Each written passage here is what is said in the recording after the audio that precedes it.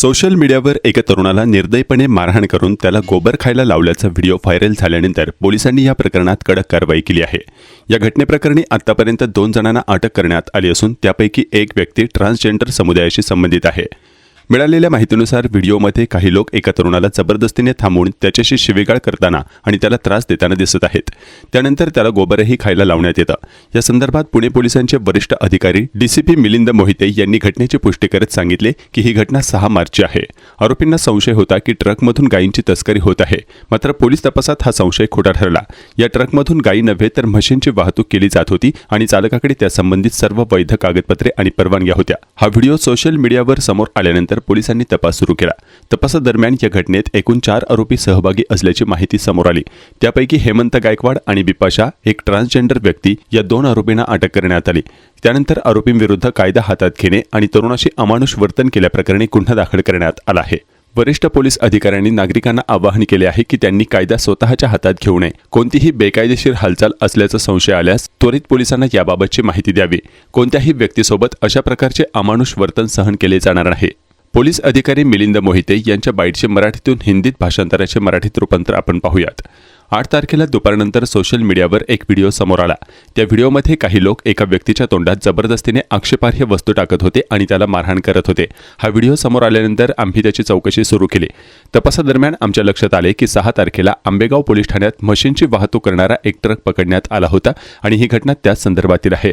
त्यावेळी ट्रक चालकानेही एक एनसी नोंदवली होती, मात्र त्यावेळी आंबेगाव पोलीस ठाण्याला या मारहाणीच्या घटनेबाबत कोणीही माहिती दिली नव्हती।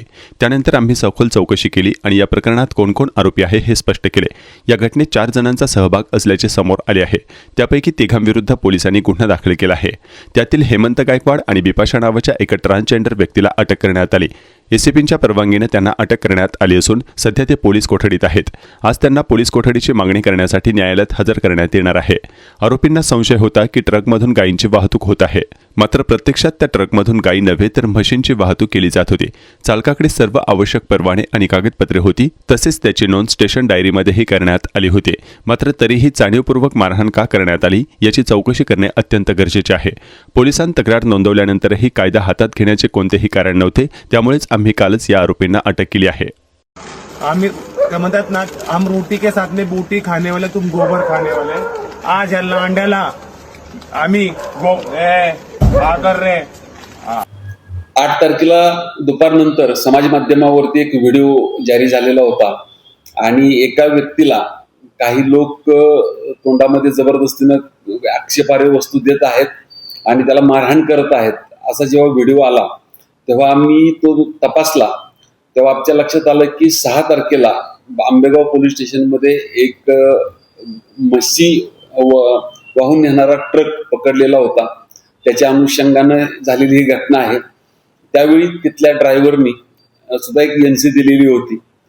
त्या एनसीच्या वेळी ही घटना आंबेगाव पोलीस स्टेशनला कोणी सांगितलेली नव्हती, मात्र आम्ही त्याच्यामध्ये सखोल चौकशी करून त्याच्यामध्ये कोण आरोपी आहेत हे निष्पन्न केले गेले। त्यामध्ये 4 जण आहेत असं लक्षात आलं। त्यातल्या 3 जणांच्या विरोधामध्ये सरकारच्या वतीनं आम्ही पोलिसांनी फिर्याद दिलेली आहे। त्यातले 2 हेमंत गायकवाड आणि बिपाशा नावाची एक तृतीयपंथी व्यक्ती यांना आम्ही अटक केलेली आहे। एसीपींची परमिशन घेऊन त्यांना अटक केलेली आहे आणि सध्या पोलीस कस्टडीमध्ये आहेत। त्यांना आम्ही पोलीस कस्टडीची मागणी करण्यासाठी आज कोर्टामध्ये प्रोड्यूस करत आहोत। गायींची वाहतूक करत आहेत असं त्यांना संशय होता, मात्र गायींची वाहतूक करत नसून ते म्हशींची वाहतूक करत होते। त्यांच्याकडे सर्व परवाने होते, तशा नोंदी स्टेशन डायरीला केलेल्या आहेत। मात्र डेलिबरेटली मारहाण का केली याचाच तपास होणं खरं तर खूप आवश्यक आहे। अशी कृत्य पोलिसांच्याकडे तक्रार केल्यानंतर स्वतः कायदा हातात घेण्याचं कोणतंही कारण नव्हतं, त्यामुळे त्यांना मी कालच अटक केलेली आहे।